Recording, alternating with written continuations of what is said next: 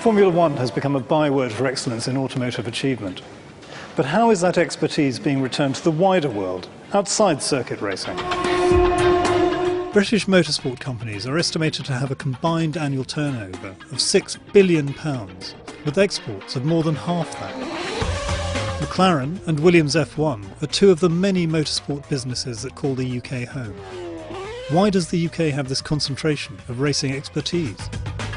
I think the UK historically has always had a very strong automotive business, and that's the genesis of the talent that, concentrated in the racing triangle, has initiated the Formula One motorsport business.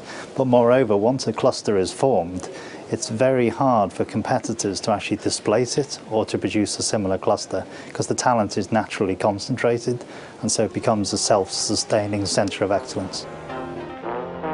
Oxfordshire-based Williams F1 is one of the top names in motorsport, with 113 Formula One race victories to its credit. The concentration of expertise provides a vivid illustration of why motorsport is important to the auto industry as a whole. Take carbon fibre, for example. Capable of making very strong and extremely light structures, it was used to make Formula One chassis in the 1980s, even while it was still fantastically expensive. Now carbon fibre is not quite so expensive, and the rest of the car world has woken up to the fact that subtracting weight adds all sorts of benefits, from performance to economy, and, crucially for electric vehicles, range. One of Williams' greatest commercial hopes lies in its flywheel energy storage system, adapted from Formula One. Think of it as a battery substitute or a mechanical battery.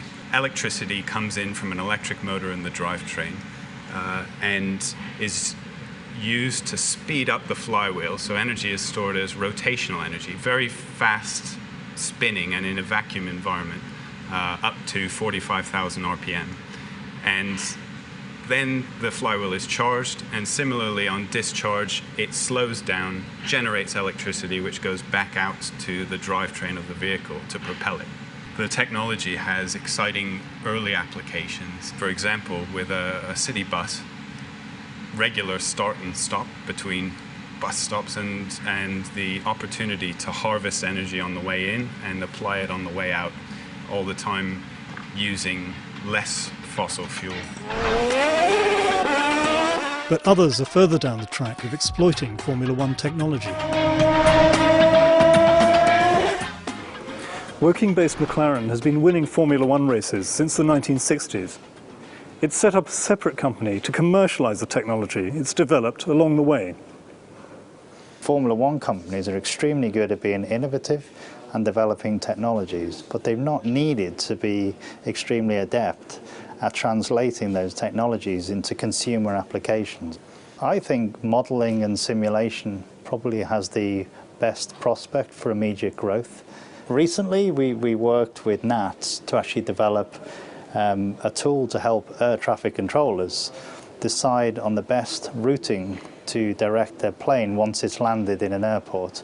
We tried to guide them to look up to 2 hours into the future, so they would know that should a plane land at this moment, the optimum gate with the shortest taxiway and therefore with the minimum amount of emissions would be gate X. That approach was taken directly from the approach that we take to strategizing when to pit a car and slot the car right back into the race in the optimum position. A great deal of McLaren's development is carried out in its groundbreaking and top-secret simulator. We use the simulator often in areas where we haven't yet been or we haven't even built a component. So we are predicting the effect of a certain change or a new gizmo. For example, we have the kinetic energy recovery system on the car. Well, before it even was built, we drove it in the simulator. There's a lot of information you gather at early stage in the design process that save you a lot of money in time and effort later on. So it shortens your design cycle, but it also focuses it.